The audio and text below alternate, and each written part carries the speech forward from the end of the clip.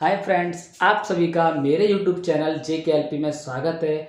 और आज आपके लाए नेक्स्ट टॉपिक वायु तथा वायु की संरचना। ठीक है, तो सबसे पहले हम बात करते हैं वायु के बारे में। ठीक है, तो देखिए ये आपकी क्या है, पृथ्वी है। क्या है आपकी? पृथ्वी। ठीक है, अब इसके पृथ्वी के चारों ओर का वह एरिया जिसमें क्या पाई जाती है, आपकी वायु पाई जाती है। ठीक है, तो वायु आपकी, वायु में देखो विभिन्न विभिन्न प्रकार की जो गैसेज होती है उनका मिश्रण होता है। तो वायुमंडल में आपसे क्वेश्चन इसलिए पूछ लिया जाता है कि जो वायु में आपकी गैसें पाई जाती है उनका कितना कितना परसेंट गैसें आपकी वायुमंडल में पाई जाती हैं। तो देखो सबसे पहला यही है कि सबसे ज्यादा वायुमंडल में गैस पाई जाती है आपकी नाइट्रोजन। कौन सी गैस पाई जाती है? नाइट्रोजन। उसका कितना भाग पाया जाता है? 78% आपकी सबसे ज्यादा अमाउंट में गैस पाई जाती है नाइट्रोजन। इस तरीके से क्वेश्चन पूछ लिया जाता है कि वायुमंडल में सबसे ज्यादा अमाउंट में कौन सी गैस पाई जाती है, तो आपका आंसर क्या होगा? नाइट्रोजन होगा। ठीक है, तो सेकंड नंबर पे आपकी गैस कौन सी पाई जाती है? आपकी ऑक्सीजन। कौन सी पाई जाती है? ऑक्सीजन। ये पाई जाती है आपकी लगभग 21%। कौन सी पाई जाती है? लगभग 21%। क्वेश्चन आपसे ऐसे ही पूछा जा सकता है वायुमंडल में ऑक्सीजन का अमाउंट कितना पाया जाता है, तो क्या आंसर क्या रहेगा आपका? 21%। या ऐसे भी क्वेश्चन पूछ सकता है कि वायुमंडल में ऑक्सीजन कितने नंबर पर पाई जाती है, तो सेकंड नंबर पाई जाती है। ठीक है, अब थर्ड नंबर पे आपका आता है CO2। ये आपकी लगभग पाई जाती है 0.3%। ठीक है, और फोर्थ नंबर पे आपका आता है आपकी जो अक्रिय गैसें होती हैं, अक्रिय गैस है वो आपकी, ये सभी आपकी जो अमाउंट आपका बच गया उस समय आपकी अक्रिय गैस आ जाती है। जैसे आर्गन हो गया, आपका आर्गन हो गया, क्रिप्टन हो गया, नियॉन हो गया, ये सभी अमाउंट आपका विभिन्न अन्य गैसों का आ जाता है। ठीक है, तो सबसे ज्यादा आपको ये याद रखना है, सबसे ज्यादा अमाउंट में क्या पाया जाता है आपका वायुमंडल में? नाइट्रोजन पाई जाती है 78%। सेकंड नंबर पर आपका ऑक्सीजन पाया जाता है लगभग 21%। थर्ड नंबर पर आपका कार्बन डाइऑक्साइड 0.3% हो गया, आर्गन का आपका 0.9%। ऐसी कुछ कई सारे परसेंटेज हैं, तो आपको जो मैक्सिमम आपको यही तीन याद रखनी है कि नाइट्रोजन 78%, ऑक्सीजन 21% और कार्बन डाइऑक्साइड 0.3%। ठीक है, तो अब हम आगे बात करते हैं वायुमंडल की संरचना के बारे में कि वायुमंडल की संरचना क्या है। ठीक है, तो चलिए एक एक करके समझते हैं वायुमंडल की संरचना के बारे में। देखो इसका डायग्राम बहुत ही इंपॉर्टेंट है, मैं आपको पूरे डायग्राम के माध्यम से पूरी वायुमंडल की संरचना को समझा दूंगा। ठीक है, तो देखिए जैसे ये आपका क्या है? अर्थ है। क्या है आपका? अर्थ। तो आपकी अर्थ से जो पहले नंबर पे भी थोड़ी देर पहले बताया भी था, एक लेयर पाई जाती है, उस लेयर को बोलते हैं हम क्षोभमंडल। क्या बोलते हैं आपको? क्षोभमंडल। ठीक है, आपको सभी लेयर्स के बारे में अच्छे से समझना है। तो अपनी इस पृथ्वी से लगभग 18 किलोमीटर की ऊंचाई पर एक लेयर पाई जाती है, उसको बोलते हैं हम क्षोभमंडल। ठीक है, अब देखिए इस क्षोभमंडल में होता क्या है, आपकी जितनी भी आपकी प्राकृतिक आपदाएं जैसे आंधी का आना, तूफान का आना, बिजली का चमकना, बादल का उड़ना, और तुम्हारा क्या कहते हैं जो हेलीकॉप्टर होते हैं वो आपके कहाँ उड़ते हैं, ये सभी आपके इसी क्षोभमंडल में उड़ाए जाते हैं। ठीक है, इसकी ऊंचाई कितनी है आपकी? 18 किलोमीटर।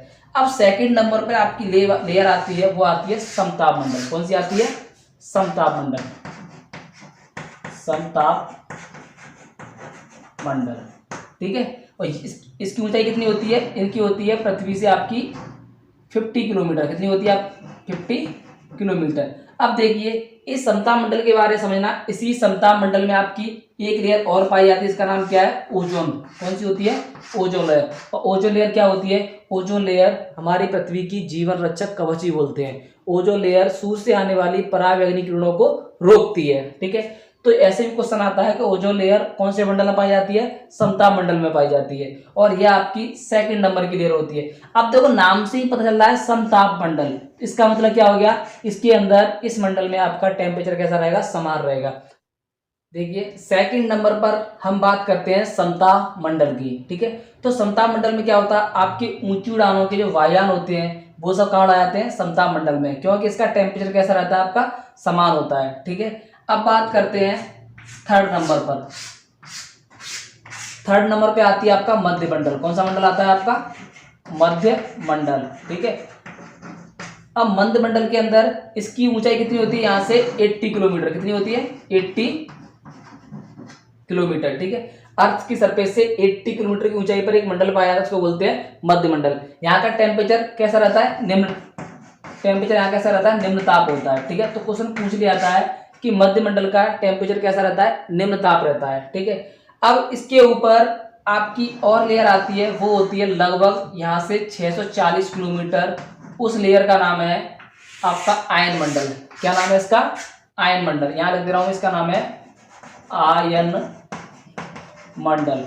अब ये आयन मंडल है, इसका दूसरा नाम भी होता है ताप मंडल ही बोलते हैं। क्या बोलते हैं इसे? ताप मंडल।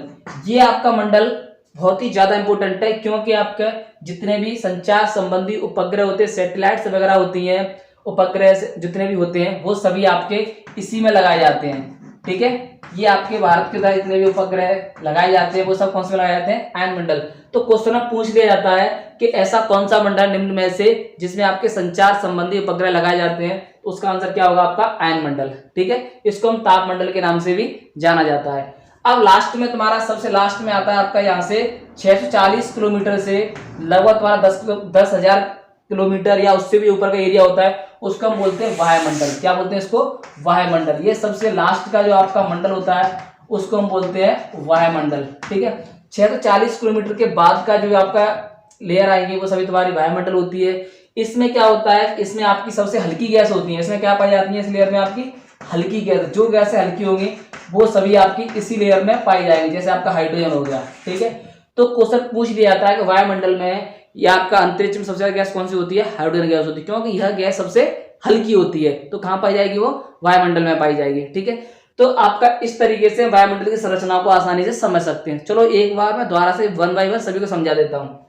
आपके अर्थ के बाद अर्थ की सरफेस से लगभग 80 किलोमीटर की ऊंचाई पर एक लेयर पाई जाती है, इसको बोलते हैं क्षोभ मंडल।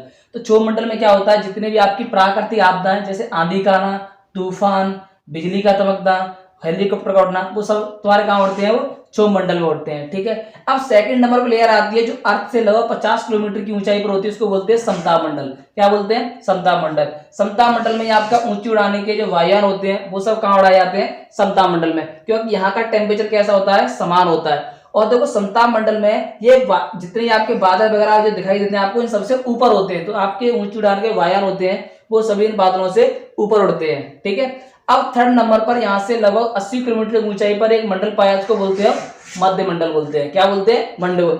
यहाँ का टेम्परेचर कैसा रहता है? निम्न रहता है।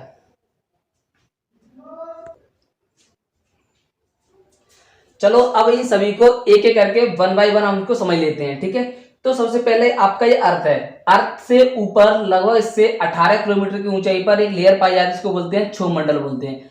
तो इसी क्षोभ मंडल में जितनी भी आपकी प्राकृतिक आपदाएं होती हैं, वायु जैसे आंधी का आना, तूफान का आना, बिजली का चमकना और आपके हेलीकॉप्टर का उड़ना, वो सब किस में उड़ता है? आपका क्षोभ मंडल में उड़ता है। ठीक है, अब इसके सेकंड नंबर पर लेयर आती है आपकी समताप मंडल। कौन सी आती है? समताप मंडल। वो पृथ्वी की सतह से 50 किलोमीटर की ऊंचाई पर होती है, इसको बोलते हैं समताप मंडल।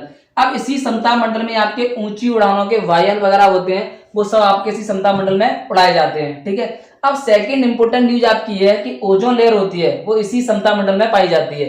और ओजोन लेयर हमारे लिए बहुत ही ज्यादा इंपॉर्टेंट है, क्योंकि सूर्य से आने वाली परावैंगनी किरणों की जो इंटेंसिटी या तीव्रता होती है, उसको कम कौन करता है? ओजोन लेयर करती है। ठीक है, तो ये भी कहां पाई जाती है? आपकी समताप मंडल में पाई जाती है। अब थर्ड नंबर बात करते हैं हम, जो हमारी पृथ्वी से तीसरे नंबर का जो मंडल होता है, उसको बोलते हैं मध्य मंडल। अब मध्य मंडल, इसकी ऊंचाई कितनी होती है? यहाँ से पृथ्वी सतह से 80 किलोमीटर। ठीक है, अब यहाँ का टेम्परेचर कितना होता है? आपका निम्न ताप होता है, यानी निम्न क्या होता है? कम होता है। तो टेम्परेचर कितना होता है इसका? कम होता है। ठीक है, अब चौथे नंबर की आपकी लेयर है, ये भी बहुत ज्यादा इंपॉर्टेंट है पेपर की दृष्टि से। पृथ्वी की सतह से लगभग 640 किलोमीटर की ऊंचाई पर आपकी एक लेयर पाई जाती है, इसको बोलते हैं आयन मंडल। इसका सेकंड नाम क्या है? ताप मंडल। अब इसी आयन मंडल में आपका संचार संबंधी जितने भी आपकी सैटेलाइट उपग्रह होते हैं, वो सभी इसी में लगाए जाते हैं। अब लास्ट में 640 से ऊपर और लगभग 10,000 किलोमीटर ऊंचाई पर आपकी वायुमंडल पाया जाता है। कौन सा मंडल पाया जाता है? वायुमंडल पाया जाता है। और यहाँ पे जितनी भी आपकी हल्की गैस होगी, आपको पता है हल्की गैस होती है, गर्म गैस होती है, और जो गर्म होंगी हल्की होंगी, वो कहाँ पहुंचेंगी? सबसे ऊंचाई पर। तो हाइड्रोजन गैस आपकी हल्की है, वो वायुमंडल में सबसे अधिक मात्रा में हाइड्रोजन गैस ही पाई जाती है, क्योंकि बहुत ज्यादा हल्की होती है। तो कुल मिलाकर के इस प्रकार हम वायुमंडल की संरचना को आसानी से समझ सकते हैं। ठीक है।